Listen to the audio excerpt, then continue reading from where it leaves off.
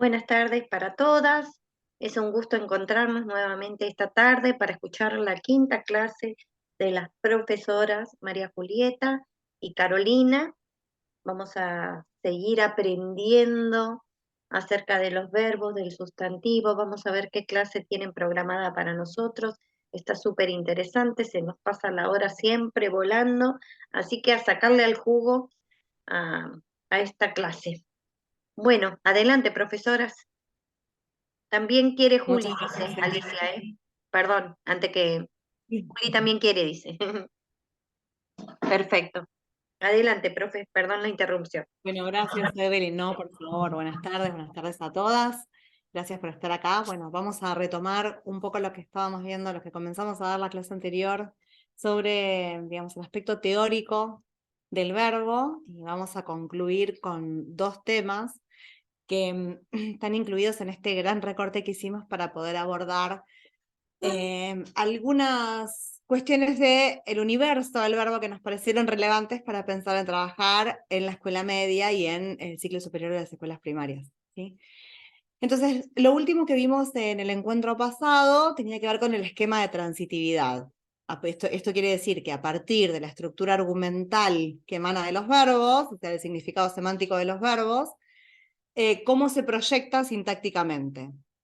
Entonces habíamos visto que, por ejemplo, un verbo como comer iba a requerir dos argumentos. Uno iba a ser un papel temático agente, que era quien deliberadamente llevaba adelante esa acción o ese evento, y otro elemento que se iba a llamar en este caso paciente, que iba a ser quien recibiera la acción. De esta manera se iban nombrando y describiendo los distintos roles que iban a existir producto del significado del verbo. Y estos roles iban a tener como cada uno una proyección en la sintaxis.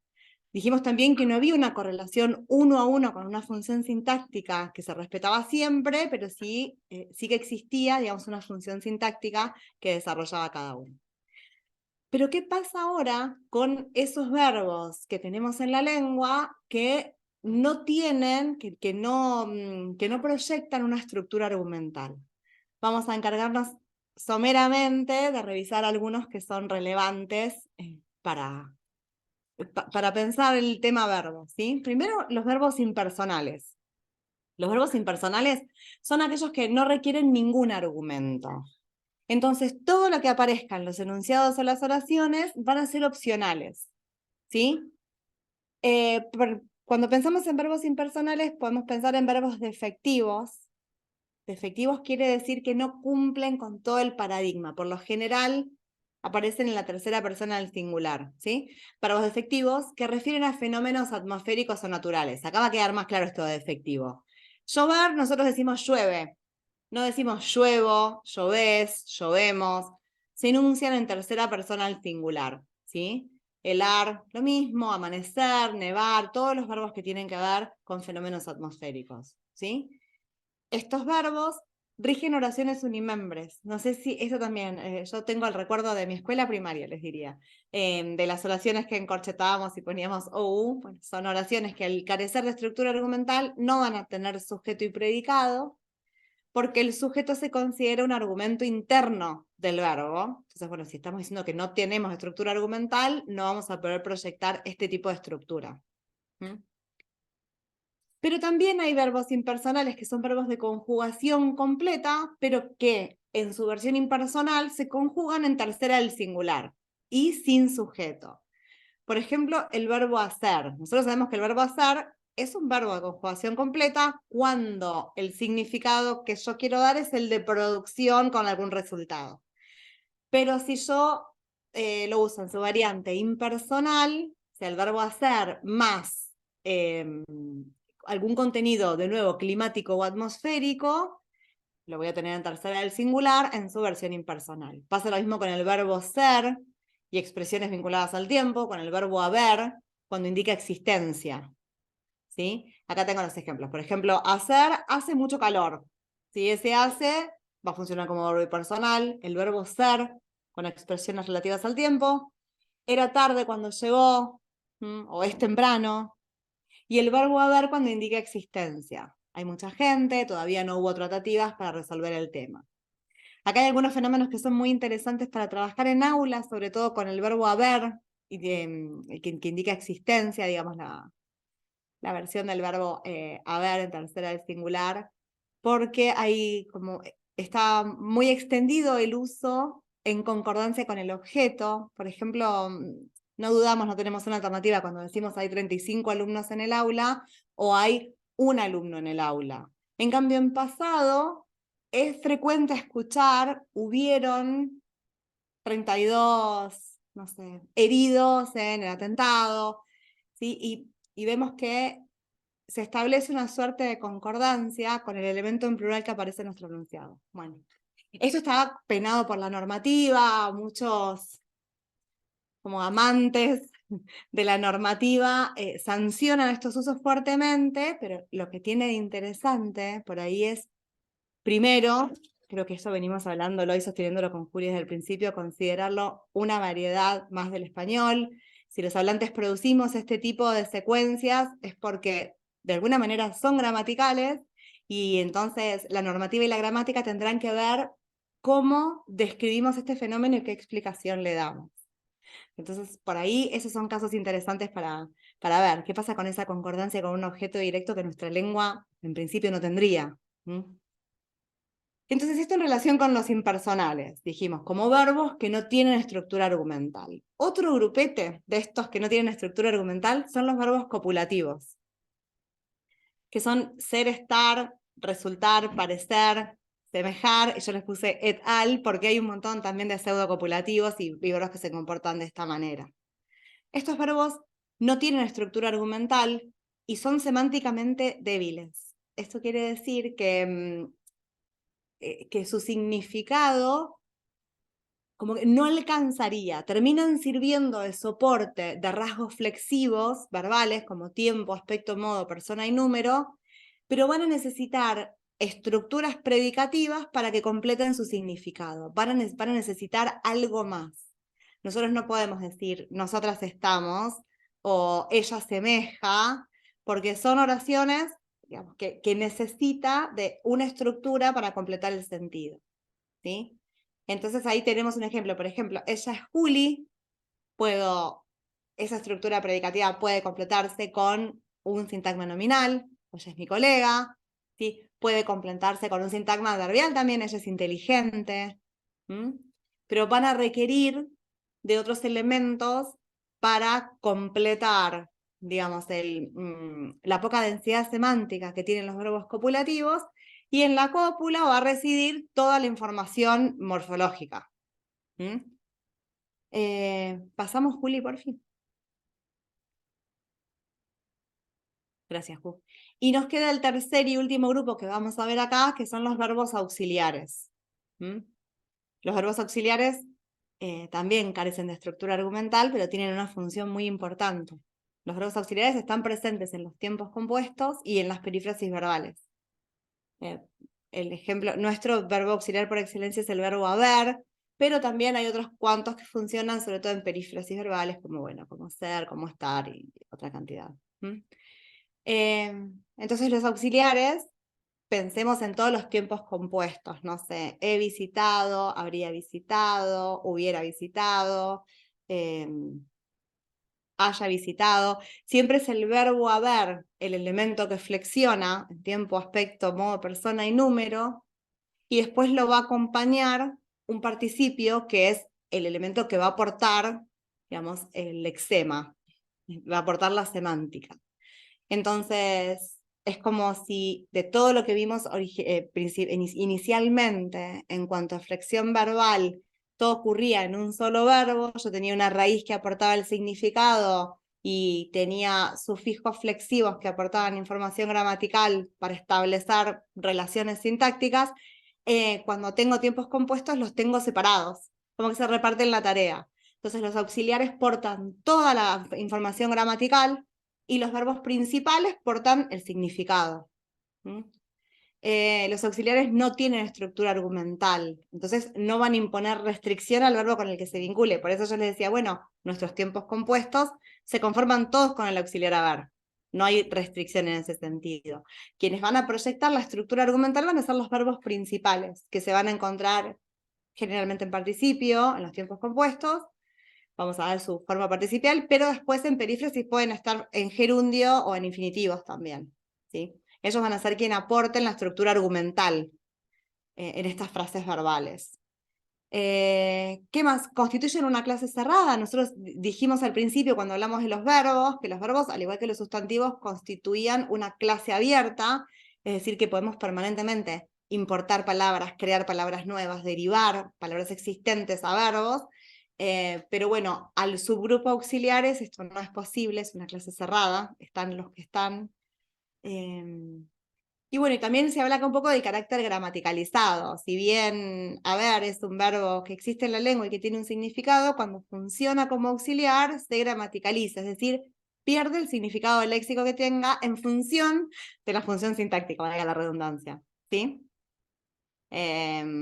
Bueno, y ahí tienen algunos ejemplos. Por ejemplo, ir más a con significado de futuro, entonces en realidad ya el ir no tiene que ver con la dirección, sino con lo que esta perífrasis termina significando y reemplazando en nuestra variedad, por lo menos en la rioplatense, el futuro simple, por ejemplo. Sí, tener que, como una manera de expresar obligación. Sí, estar, más el gerundio, como son perífrasis aspectuales que dan la idea de algo en curso, y un poco para mostrar el carácter gramaticalizado. Y hasta acá llegaríamos con la parte teórica de los verbos. Este es el recorte que elegimos para trabajar la parte teórica. Así que ahora las dejo con Juli. Buenísimo. Ahí se ve la Femina que dice didáctica del verbo en la escuela, porque a mí no me actualizó en el celu, no la veo. Y Juli se ve perfecto. Pero perfecto, bueno, sigo entonces, genial. Bueno, me anoté, antes de arrancar con lo que ya tenía pensado en el Power, me anoté algunas cositas para pensar a partir de lo que ibas diciendo recién, Caro. Una, a mí me parece recontra interesante, súper interesante desde la didáctica, trabajar con el límite de las reglas gramaticales, digamos, como trabajar ahí en la didáctica, ¿no es cierto? Como que ese límite nos permite, digamos, nos abre un espacio lúdico. Entonces yo pensaba, bueno, llueve como espacio, como verbo impersonal, bueno, jugar con el límite y observar cómo opera esto en la literatura. Ponele, lluevo desde que te fuiste, amanezco porque hoy la vida me llueve, ¿no? Y bueno, ¿qué pasa ahí? Y justamente empezar a encontrar eh, cómo la literatura es justamente el espacio en donde se habilita el quiebre de la norma gramatical y cómo ese quiebre produce sentidos, produce extrañamientos, digamos, básicamente, ¿sí? Produce múltiples sentidos. Y cómo en ese espacio nadie cuestionaría, si yo digo amanezco porque hoy la vida me llueve, y en otro espacio sí, digamos, como que ese es el terreno en el que la ruptura de la norma se usa para producir un efecto particular. Entonces ahí tenemos algo interesante como para, ya sea para pensar consignas de escritura de invención en torno a los verbos impersonales y a los que no son impersonales, como para trabajar la cuestión de la adecuación a la situación comunicativa. ¿Sí? Y cómo este quiebre desde la literatura, estamos como pensando en este caso muy cercanas eh, la lengua y la literatura, es decir, acá vemos, bueno, el contenido de verbos impersonales, la norma de los verbos impersonales y el quiebre de esa norma, ¿sí? Que a mí me parece que como docentes tenemos esa responsabilidad de trabajar sobre la norma, porque a partir de eso tomamos buenas decisiones para generar, para romper con esa norma y generar efectos deseados en nuestros lectores, ¿no es cierto? Eh, bueno, y después me anoté esto de hubieron, ¿no? Pensaba, bueno, ¿qué pasa si, eh, digo, si le pongo un sujeto y un predicado? ¿Qué pasa si digo, eh, no sé, esto, trabajar con el hubieron, esto que a nosotras las profes de lengua nos genera un escozor cuando escuchamos el hubieron, pero a la vez reconocemos que esto se usa claramente. Vemos que esto se usa y que hay mucha gente que ni siquiera se detuvo a pensar si hubieron es correcto o incorrecto, digamos, ¿sí? Le ponen un sujeto este, como si nada, sin mucha reflexión metalingüística, y de algún modo vemos que funciona igual en la comunicación, en la interacción social, ¿sí? Entonces, ahí podemos detenernos también a nivel didáctico, a trabajar sobre cómo en algunas situaciones comunicativas esto funciona sin generar ningún problema, y en otras situaciones comunicativas sí es de algún modo penalizado socialmente, ¿sí? Y después, en relación a los auxiliares, esto de que son una clase cerrada, también, digamos, ahí yo encuentro un espacio lúdico para meternos, como decir, bueno, ¿qué pasa si la abrimos? Abramos, nos cansamos de que esta sea una clase cerrada, vamos a jugar a abrir esta clase. Y entonces, bueno, ¿qué pasaría si la abrimos? ¿Qué podríamos inventar en lugar de usar haber como auxiliar? ¿Qué otra cosa? Bueno, y nos permitimos inventar algo nuevo, ¿sí? Y en ese inventar tomamos decisiones que abren nuestra capacidad de reflexionar sobre los usos del lenguaje, ¿sí? Y además nos da el pie a decir, bueno, entonces, ¿por qué esto es cerrado? ¿Por cómo funciona la interacción social, etcétera, ¿no? Bueno, y ahora sí, arranco con lo que tenía acá en el Power, que iniciamos básicamente con una propuesta muy similar a lo que planteábamos con los sustantivos, ¿sí? Vamos a salir de la máquina de la escuela tradicional que enseña a reproducir teoría, y entramos en el mundo de la reflexión metalingüística para que la enseñanza del verbo y del sustantivo cobre mayor sentido para nuestros estudiantes, ¿sí? Desde nuestro punto de vista, digamos, cambia la función docente. ¿Por qué?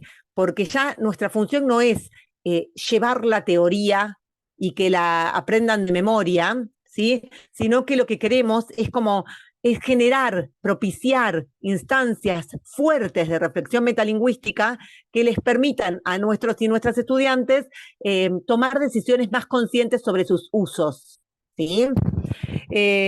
Entonces, antes de llevar una propuesta didáctica sobre el verbo a nuestras aulas, podemos empezar haciéndonos algunas preguntas que van a ordenar y resignificar nuestro trabajo. Yo soy muy hincha con esto de las preguntas, porque realmente, por lo menos en mi experiencia, las preguntas nos abren un panorama reflexivo, previo a cualquier cosa que vayamos a llevar al aula, ¿sí? Como antes de ponernos a planificar, y sí, tenemos que dedicar un ratito a pensarnos como docentes y cuál es el sentido de eso que vamos a llevar, ¿no es cierto? Entonces acá tenemos algunas preguntas, como ¿qué quiero lograr? Sí, pensando en el verbo ya, ¿no? Voy a enseñar el verbo. Me toca, supongan que entro como suplente y me encuentro con que en el programa aparece el verbo, ¿qué es lo que me toca dar? ¿Sí? Entonces, bueno, el verbo es un universo entero, el verbo, como vimos con Caro ya. ¿Sí? Tenemos muchos elementos del verbo que podríamos enseñar. Entonces, me tendría que preguntar, ¿qué quiero lograr al enseñar el verbo? ¿Quiero que mis estudiantes reconozcan los distintos tiempos verbales del modo indicativo? ¿Quiero que produzcan textos narrativos usando los tiempos verbales del indicativo, pudiendo dar cuenta de la cronología de los hechos? ¿Quiero que reflexionen sobre cómo el verbo organiza las ideas a partir de todo lo que exige como director de la orquesta? ¿Quiero focalizar en la transitividad? ¿Quiero que tomen conciencia sobre la estructura argumental de diferentes verbos? ¿Sí? Entre otras cosas que dejé ahí por fuera de lo que dio Caro en su clase, ¿no es cierto? Eh, Tengo que hacer un primer recorte, ¿sí? Ese recorte surge primero de conocer a mi grupo y además de ver qué es lo que cobra mayor sentido, cuál de todos los elementos que constituyen la esencia del verbo va a resultar más jugoso, más nutritivo para ese grupo en particular, ¿sí? Bien. Yo tengo acá algunas propuestas que traje como para ya empezar a ejemplificar y trabajar sobre cuestiones concretas, ¿sí? Vamos a ir a ellas, yo las tengo acá en vivo como para leerlas mejor, y vamos hablando sobre concreto. ¿sí? Acá hay una propuesta, la que dice el número 31, que es una propuesta que está diseñada para trabajar sobre el tiempo futuro, básicamente los tiempos del modo indicativo, ¿sí? Entonces dice, en el planeta Tierra se juega la final de los mundos, Tierra versus Marte. El comentarista marciano enfermó, por lo que les tocará a ustedes, como buenos relatores deportivos, narrar el encuentro futbolístico. ¡Qué emocionante! Ahora bien, para que en Marte logren entender sus comentarios, deberán describir el partido en tiempo futuro porque el tiempo presente no existe allí. ¿Cómo imaginan ese encuentro deportivo? ¿Cómo detallarán los acontecimientos que sucederán para que el público marciano pueda emocionarse, sufrir o disfrutar la final? Usar el registro de periodistas deportivos será fundamental. A continuación, una ayudita en clave marciana. Pateará, cabeceará, tocarán la pelota, golearán, festejarán, defenderán. ¿Sí?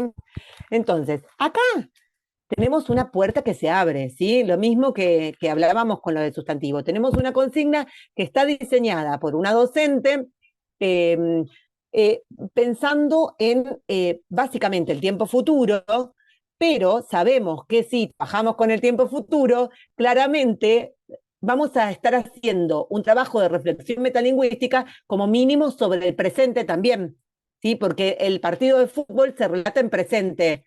Entonces yo voy a tener que estar pensando un cambio entre un tiempo y otro, ¿sí? Por otro lado, también esto nos da un pie a trabajar sobre el futuro simple, así como está acá en los ejemplos, y la perífrasis que hacemos en Argentina, por ejemplo. Porque nosotros no decimos pateará, decimos va a patear, y así, ¿no es cierto?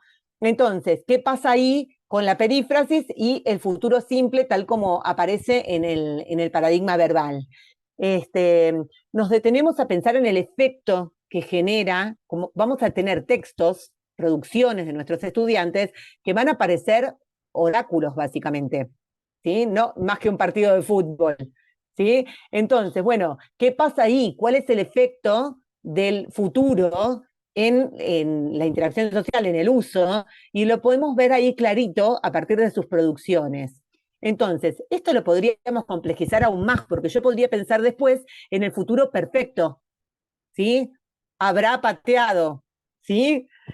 Entonces, ahí tenemos otro desafío, que lo puedo yo retomar en el momento de la reflexión metalingüística. Yo puedo decir, che, pero paren, y si yo pongo acá, habrá pateado, habrá cabeceado, es otro efecto muy diferente al del futuro simple o al de la perífrasis, ¿sí? Entonces, a partir de eso, yo tengo una puerta abierta para la reflexión metalingüística sobre los futuros del modo indicativo, incluso también sobre el presente, porque podría tener otra opción de pedirles, bueno, pero paren, ¿cómo sería este relato real, digamos, en el planeta Tierra? Entonces, bueno, ahí nos seguimos jugando a partir de las primeras producciones para detenernos en esos verbos que nosotros queremos trabajar, ¿sí? Tenemos la otra, que es un poquito más compleja, la que tiene el número 20, que dice así: Luna Plutones está obsesionada con analizar su vida. No hace más que pensar en lo que hizo, relacionarlo con lo que hace en este momento y proyectarlo hacia el futuro. Luna no sabe más qué hacer para predecir qué le deparará el destino y anticiparse a él. Busca constantemente regularidades en su pasado para conectarlas con el presente y el futuro. Ustedes son expertos adivinadores profesionales. Inventan una predicción completa para Luna Plutones. En ella hacen referencia a algún hecho concreto de su pasado, lo relacionan con su momento actual y muestran cómo ese incidente pasado influirá inevitablemente en su futuro. Los acontecimientos que inventan son locos y descabellados, poco creíbles y extravagantes. ¿Inventar de la nada? No. Para inventar esta predicción usan un mazo de cartas españolas. Sacan de a una carta por vez. Cada carta les dará una idea acerca de lo que pueden escribir en la predicción de Luna. Se dejan llevar por sus dibujos, sus números y por las ideas que se les vienen a la cabeza. Respetan el orden en que van sacando las cartas para organizar el contenido de su escrito. Bien, y acá tenemos algunos datos que nos pueden ayudar, ¿sí? Como el nombre completo de Luna, la fecha de nacimiento, el signo, bueno, y otros elementos. Básicamente, esta es una propuesta que nos abre a jugar a adivinar el futuro, ¿sí? Entonces, vamos a producir un texto que claramente va a poner en juego los usos de los verbos en pasado, presente y futuro, ¿sí? A partir de lo que plantea la consigna. Como esto es oral, muchas veces lo que pedimos, aprovechando que hoy en día la mayoría tiene su celular en el aula y no se los dejamos usar, entonces habilitar un celular por grupo para que graben esa intervención. Digamos, que vayan grabando las lecturas del futuro, del pasado y del presente que hace cada uno. Entonces, después simplemente es como la puesta en común, es súper divertida además, porque uno lleva un parlantito Bluetooth, se van conectando los celulares y lo escuchamos entre todos. Esta puesta en común suele ser súper divertida ya de por sí, digamos, como que trae el interés. Y posteriormente, lo que nos viene, lo que nos llega a nosotros es el momento de reflexión metalingüística, en donde desnaturalizamos cómo hicieron lo que hicieron. Como ese momento de producción suele ser muy inconsciente, como el uso suele ser, bueno, te va a pasar esto, no sé qué, y después, ¿sí? Están muy entretenidos jugando a esta propuesta, entonces después es necesario ver cómo hicieron lo que hicieron y detenerse en el efecto que genera un tiempo verbal u otro en interacción social y para qué se usa uno y otro en determinada situación, ¿sí? Y entonces ahí nos podemos detener un rato largo en decir, bueno, pero vos dijiste esto en presente, y ¿alguien lo puso de alguna otra manera? Como podríamos decir en presente de otra manera que no sea esta que usó Federico, y así, ¿sí? Como que vamos trabajando fuertemente, en este caso, el futuro, el presente y el pasado, ¿sí? Deteniéndonos a partir de lo que surge de estas producciones a profundizar sobre eso, ¿sí? De modo que cuando termine la clase, puede ser o sea, la primera, la segunda o la tercera clase, porque una consigna así nos va a llevar una instancia de producción y yo creo que por lo menos 2 clases más de reflexión metalingüística, porque eso es como bastante rica para trabajar, ¿no es cierto? Con una consigna así podríamos trabajar todo el modo indicativo.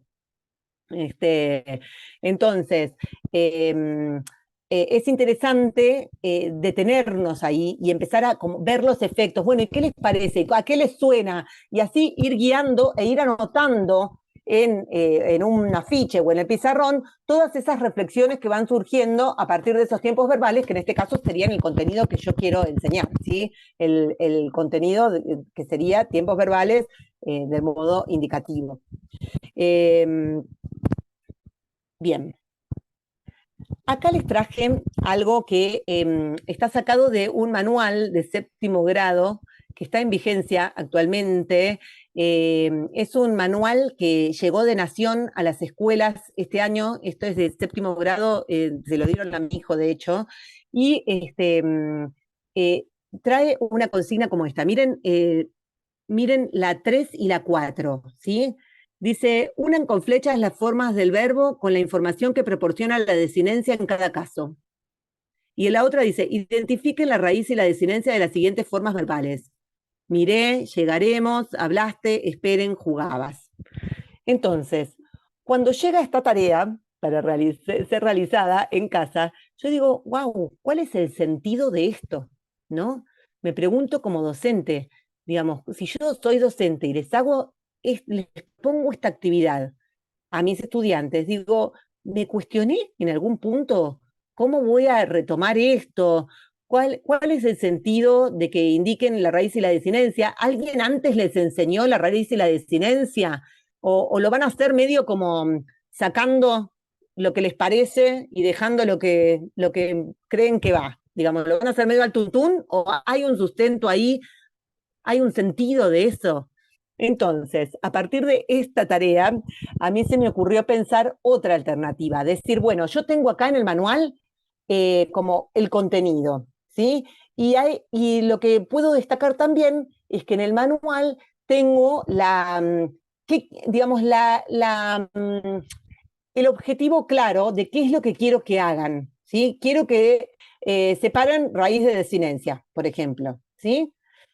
Ahora, lo que me faltaría acá es una consigna, es una razón de ser para esto, una contextualización, algo que le otorgue sentido en la interacción social, porque si no, raíces de desinencia sacados de contexto para un chico de 13 años no tiene absolutamente ningún sentido, si no le aporta nada, ¿sí?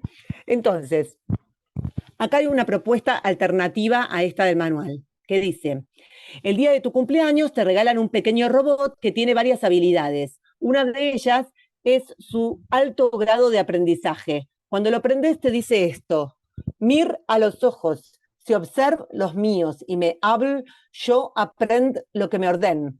Lleg muy lejos juntos, esper que yo agrad a vos. ¿Qué le enseñás para mejorar su manera de comunicarse en esta frase? ¿Por qué suena tan raro? ¿Se entiende lo que te quiere decir si haces un poco de esfuerzo? Bien, entonces, con una consigna así, ya cambia el asunto. Parece catalán. Sí, totalmente. Este, bien, ahí habría otra arista para ver qué pasa en catalán, sería buenísimo. Ahora, fíjense cómo cambia, porque entonces ya tenemos como un pretexto, un sentido más, un contexto para empezar a trabajar sobre raíz y desinencia, ¿sí? Fíjense que la consigna tiene exactamente los mismos verbos que están en el manual, ¿sí? Mirar, observar, bueno, hay varios que están ahí, llegaremos, bueno, de modo que yo puedo trabajar raíz y desinencia dándole un mayor sentido. ¿Por qué? Porque lo contextualizo, porque lo pongo en tensión con el uso del lenguaje. Y entonces ahí claramente yo puedo ver que sí, que entiendo, que puedo entender, porque la raíz me da cierta información. Y así, ¿no es cierto? ¿Y qué otra información agrego yo cuando agrego la otra parte? Y es un ejercicio que nuestros estudiantes pueden hacer sin problema, de un modo mucho más interesante, más divertido, poniendo en juego lo que saben sin estar como, ay, pero ¿qué es raíz y desinencia? Primero pueden hacerlo así. Después, al final, con la sistematización, hablamos de raíz y desinencia. ¿Sí? Porque la verdad es que lo que nosotros queremos no es que se sepan la palabra desinencia de memoria. Lo que queremos es que encuentren dónde hay un sentido y dónde hay otro sentido, qué esconde la raíz y qué esconde la otra parte. ¿Sí? Este, bien. Acá hay otra propuesta que yo diría que es ya un nivel elevado. Es más, pensaría que sería como, casi les diría, o como para una evaluación tipo tercer año de la secundaria, ¿no? En donde trabajamos transitividad del verbo, verbos transitivos y ditransitivos, entonces podemos permitirnos algo así. Yo pienso que para una evaluación o para una instancia así de cierre del tema, eh, sería pertinente y hasta divertido. Me interesaba traerles algo así como de cierre, porque en general las consignas que yo les traigo son de apertura del tema, ¿sí? Y me interesa también ver que para cierre o para evaluación estaría bueno mantener una coherencia, como, bueno, si estamos trabajando con este tipo de consignas, que después la evaluación no sea, bueno, completar los espacios en blanco, ¿sí? O unir con flechas, que tenga la misma coherencia. Dice así: Juana es una fanática de las palabras y asegura que su amiga Camila es una antisocial, que solamente piensa en ella y que parece que vive sola aunque siempre está rodeada de gente. Enojada, dice además que todo esto se puede ver en la manera en que Camila se comunica. Asegura que Camila usa verbos como brincar, morir, caminar, despertar, salir y que a lo sumo usa otros como romper, creer o comer. Los amigos de Juana no entienden mucho el reclamo y menos que menos Camila. La última vez que discutieron, Juana le dijo: volvé a hablar conmigo cuando incorpores verbos como enseñar, regalar, enviar, prometer, entregar o comunicar. Entre todos, ¿podemos descubrir qué se esconde detrás de este pensamiento de Juana? ¿Por qué dice que Camila no tiene en cuenta a otros y se basa en los verbos que usa? ¿Qué tiene que ver una cosa con la otra? Decidimos ayudar a Camila a comprender el reclamo de su amiga. ¿Sí? Entonces, acá, como para hacer esta consigna, para llevarla a cabo, se requiere de un mayor grado de reflexión metalingüística sobre los verbos, sobre qué piden los verbos transitivos, qué piden los verbos ditransitivos, y así, ¿sí?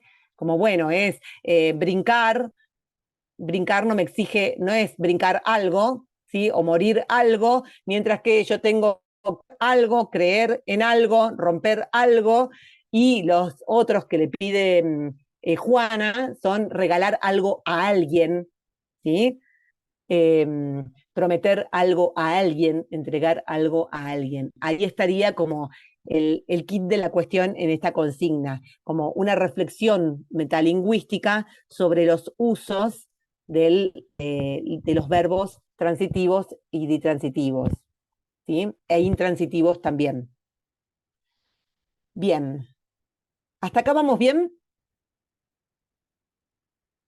Buenísimo. Vamos perfecto, se entiende todo. Bárbaro, bárbaro. Bien, obviamente tengo que estudiar a fondo el tema que voy a enseñar. Leo, releo, busco material actualizado y después vuelvo a arrancar las preguntas, ¿sí? ¿Por qué razón sería interesante que mis estudiantes se detuvieran a reflexionar sobre, por ejemplo, la estructura argumental del verbo, en este caso? ¿Qué les puede aportar para afinar sus usos del lenguaje en la interacción social? ¿Cuál es la importancia de la estructura argumental en cuanto al uso del lenguaje? ¿Sí? Antes, yo insisto en esto, ¿sí? Porque el verbo es el rey, para mí es el rey del lenguaje. Yo siempre digo que en la estructura medieval el verbo es el rey y el sustantivo, el sintagma nominal es la reina, ¿no es cierto? porque o sea, el rey es el que toma todas las decisiones, digamos, exige, pide, ordena, ¿sí? Y la reina puede tomar algunas decisiones, pero siempre que el rey esté de acuerdo, ¿no? En esa estructura medieval. Entonces, ahí tenemos el verbo, es muy jugoso para llevar al aula, ¿sí? Entonces, antes de lamentarnos porque nos toca enseñar el verbo, podemos hacernos algunas preguntas y darnos cuenta que el verbo tiene, digamos, a nivel ideológico, tiene todo para evidenciar posturas políticas, sociales, religiosas, ¿no? Perspectivas. El verbo guarda mucha información ideológica, ¿sí? A nivel discursivo. Y además es el que exige, es el que estructura el discurso. Entonces, tenemos mucho para trabajar ahí. Es muy importante, digamos, para nuestros estudiantes dominar al verbo, ¿sí? Hacerle decir lo que uno quiere y no que el verbo haga lo que quiera, ¿sí? Bien, ¿qué nos puede ayudar para empezar a diseñar una clase sobre la estructura argumental del verbo? ¿Sí? Yo soy fanática de las listas. Para mí es primero un material, como que primero un material en bruto, generar un material en donde digo, bueno, voy a trabajar la estructura argumental del verbo, entonces bien, supongan que voy a trabajar esto, verbos intransitivos, verbos transitivos, verbos ditransitivos. Entonces me busco listas. Puedo poner verbos en internet, en cualquier lado, digamos, verbos, lista de verbos intransitivos, lista de verbos. Entonces empiezo a mirar, me empiezo a familiarizar con eso que quiero enseñar y para poder empezar como encontrarme con ese contenido, ¿sí? Me pregunto en qué situaciones concretas de la vida cotidiana se ponen en juego nuestros conocimientos sobre la estructura argumental del verbo. ¿Qué situación real o ficticia yo podría recrear para que trabajar sobre la estructura argumental del verbo cobre un sentido contextualizado para mis estudiantes? ¿Cómo hacer para que nuestros estudiantes pongan en práctica sus conocimientos sobre la estructura argumental del verbo sin pedirles directamente que lo hagan? Por ejemplo, esto que decíamos recién, ¿sí? Es bueno, un desafío. Vos tenés que descubrir qué es lo que le pasa a esta chica que dice esto que nadie entiende de su amiga, ¿sí? Pienso en una situación concreta y escribo el primer borrador, digamos. Hasta ahí sería el paso uno, una vez que yo ya tengo estudiado el tema, que ya tengo el recorte, ¿sí? Entonces empiezo a ver, bueno, ¿qué hago con esto? Ya está, tengo el recorte, voy a trabajar sobre la estructura argumental, ¿qué me pide el verbo? Bien, ahora tengo que llenarme de un material en crudo, que después va a ser que, digamos, la base de mi consigna de escritura de invención o de mi material lúdico, de lo que quiera llevar al aula, ¿sí? Trabajo sobre algo concreto, sobre esas listas. Por lo menos en mi experiencia, eso me ayuda un montón, porque entonces trabajo a partir de esa base, ¿sí? Obviamente chequear, si busco listas en internet, chequear que sean listas que tengan realmente verbos intransitivos, verbos transitivos, ¿sí? Eso es importante. Bien, para eso es importante haber estudiado el tema antes también, claro está. Bien, leo mi borrador en voz alta y me pongo manos a la obra sabiendo que voy a volver a él una y otra vez, ¿sí? Las consignas de escritura de invención muy pocas veces salen de una. Al principio llevan muchas instancias de borrador, de reescritura y de revisión, ¿sí?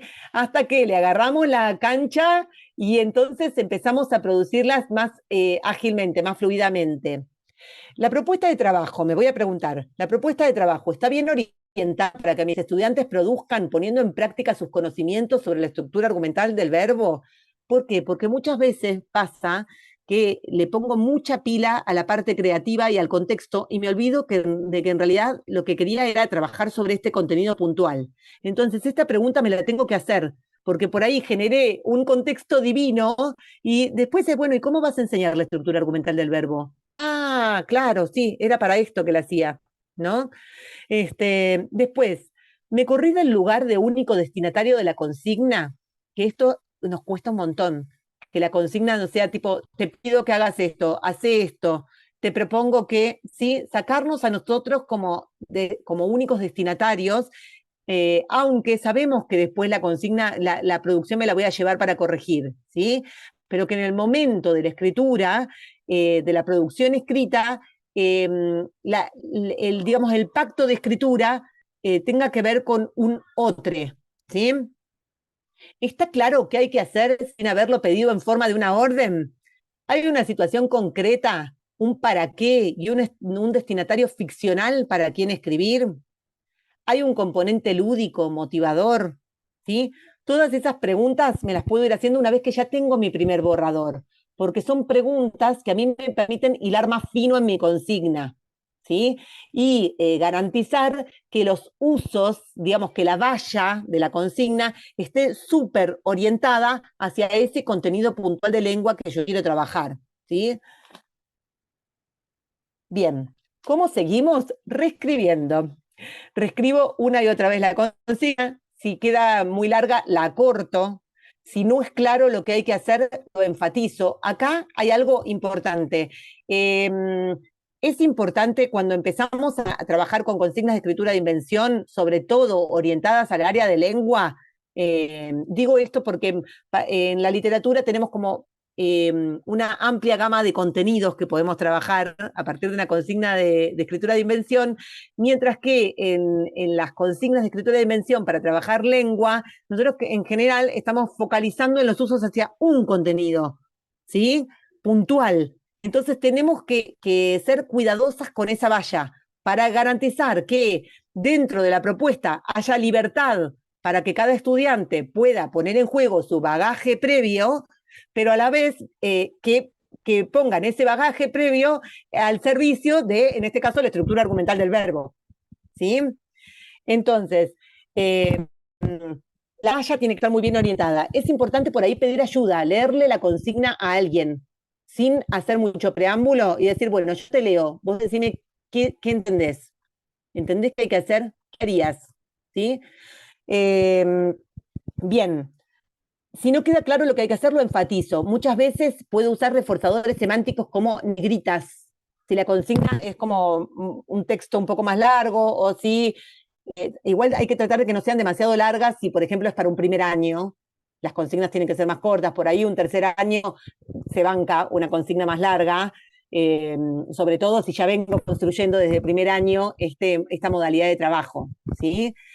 Bien, quito mis huellas de docente autoridad que la consigna. Reviso qué estereotipos estoy reproduciendo sin querer en la consigna y conscientemente hago las modificaciones pertinentes. ¿Sí? Estereotipos como, por ejemplo, digo, un científico llegó a su laboratorio y y digo, ¿por qué no puede ser una científica? Digamos, ¿por qué me sale? ¿No? Y me autorreviso. como persona ya, ¿no? Decir, wow, sí, cada vez que hablo de científicos hablo en masculino. Bueno, le voy a poner una mujer, ¿sí? O empezar a también darnos cuenta de que en el enunciado de la consigna nosotros, nosotras también reproducimos nuestra mirada del mundo. Entonces es una buena oportunidad también para hilar un poquito más fino ahí sobre los estereotipos. Dice, de ser posible, leo mi versión a alguna persona conocida y le pido que después de escucharla me diga qué entendió que hay que hacer. Escucho la devolución de esa persona y hago las modificaciones necesarias. ¿Sí?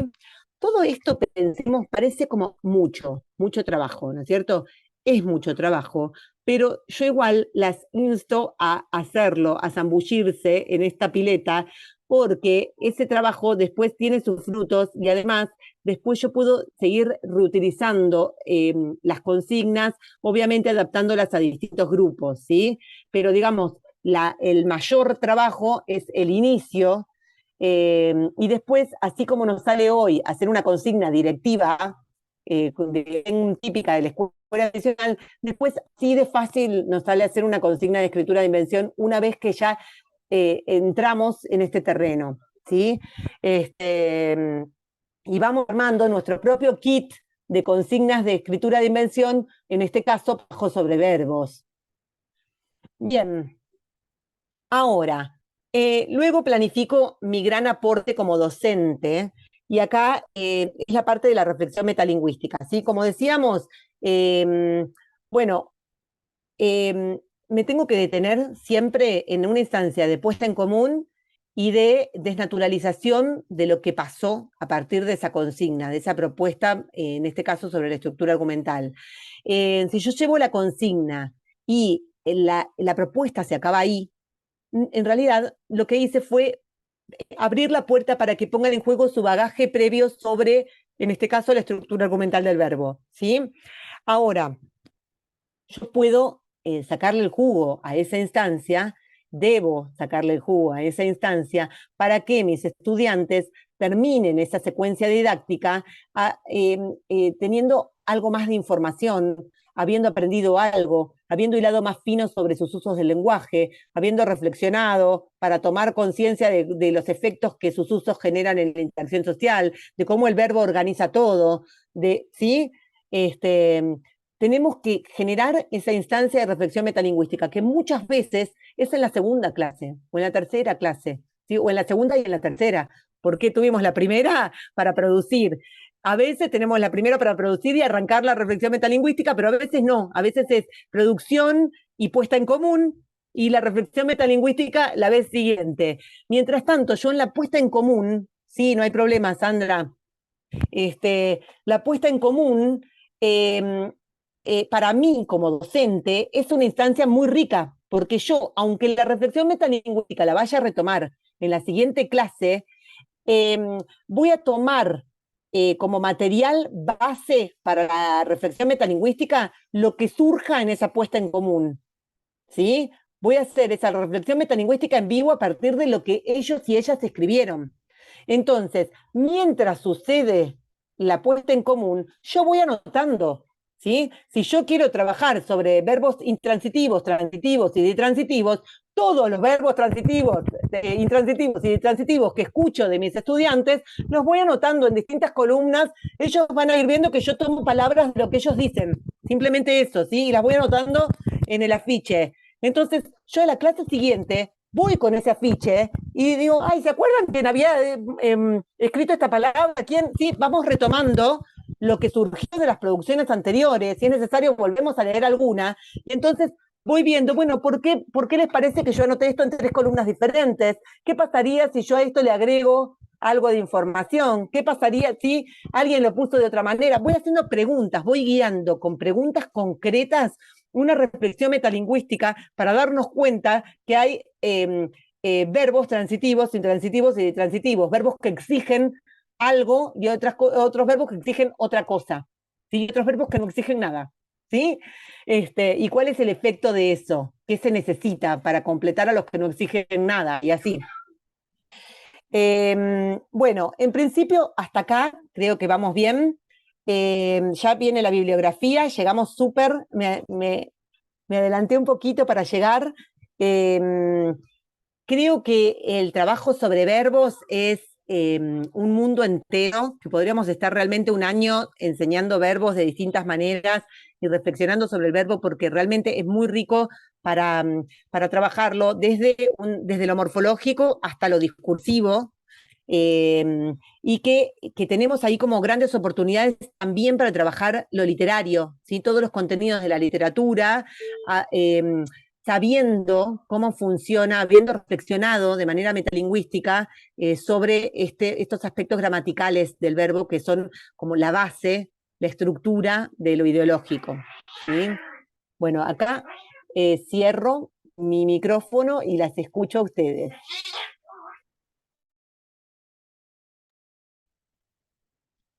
Sin duda, profe, pero impecable la cantidad de ejemplos, porque a través de los ejemplos podemos clarificar mejor aquello que nos está queriendo transmitir acerca de cómo enseñar el verbo a nuestros estudiantes, que sea de una manera ágil, dinámica, entretenida, no aburrida, no como decía, como de la vieja escuela, una manera anticuada, y cómo nosotros también tenemos que prepararnos y evaluarnos. Por más que sepamos el material, buscar la forma de transmitirlo de una manera que llame la atención al estudiante y que, como dijo usted, no se dé cuenta y tenga en cuenta los nombres de las actividades y de lo que está aprendiendo a través de esas mismas actividades.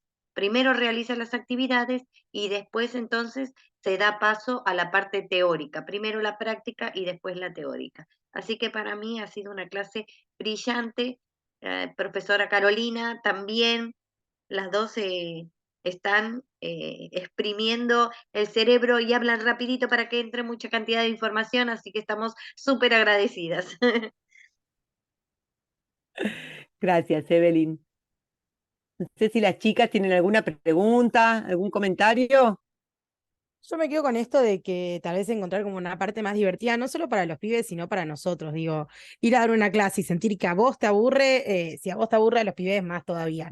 Entonces me parece como eso, como, nada, la posición del docente es divertirse en las clases, más allá de enseñar, digo, es un momento de placer para todos. Entonces me parece que está bueno desde ese lugar.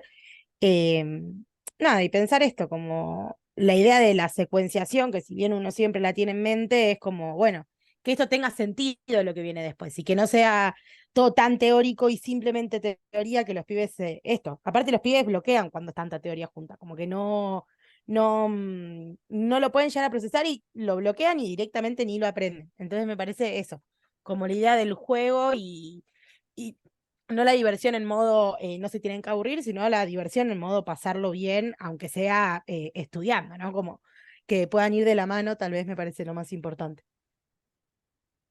Y además, perdón, quisiera agregar algo, Juli, bueno, hermoso, brillante, siempre, para mí es un aporte necesario a la enseñanza de la gramática. Pero yo creo, en relación con lo que decía Vera, que encima tiene este plus trabajar con lengua, es un conocimiento que tenemos todos. Entonces lo que hay que diseñar es el aparato de observación, nada más, lo que hay que construir, digamos, es el aparato teórico, eso es lo que hay que lograr, vamos, trabajar en el aula, porque después no es, nuestro objeto de estudio lo tenemos y eso es único, no pasa con otras materias. Entonces, No, y hay que evidenciárselo a los chicos cuando vos a los pibes claro, enseguida les evidencias, che, confía en tu instinto porque hablas castellano desde que naciste. Así que tenés más años vos hablando castellano de los años que tardé yo en estudiar mi carrera. Así que, y nada, y se relajan, ¿viste? sí, sí, claro, bueno, es que tiene esa dualidad, Sí, ¿no? La gramática y la enseñanza de la gramática. Es todo el conocimiento que tenemos como hablantes y después, bueno, este aparato teórico, estos lentes teóricos que sirven para poder mirar, extrañar, y estas actividades que propone Juli tienen que ver con eso de una manera como súper significativa. Hacen que sea significativo lo que están haciendo los pibes para poder ver, nada, la maravilla de lo que hacen con su lengua. Yo necesito retirarme hoy, discúlpenme. Juli, compañera, tengo una reunión hace 2 minutos. gracias, Bueno, gracias. bueno, muchas gracias a todos. Damos por finalizada la reunión. Nos vemos el miércoles con la última clase. Así que bueno, seguramente van a compartir el power de esta clase. Un abrazo para todos y nos encontramos el miércoles para disfrutar de la sexta y última clase. Un abrazo grande. Nos vemos, adiós. Adiós.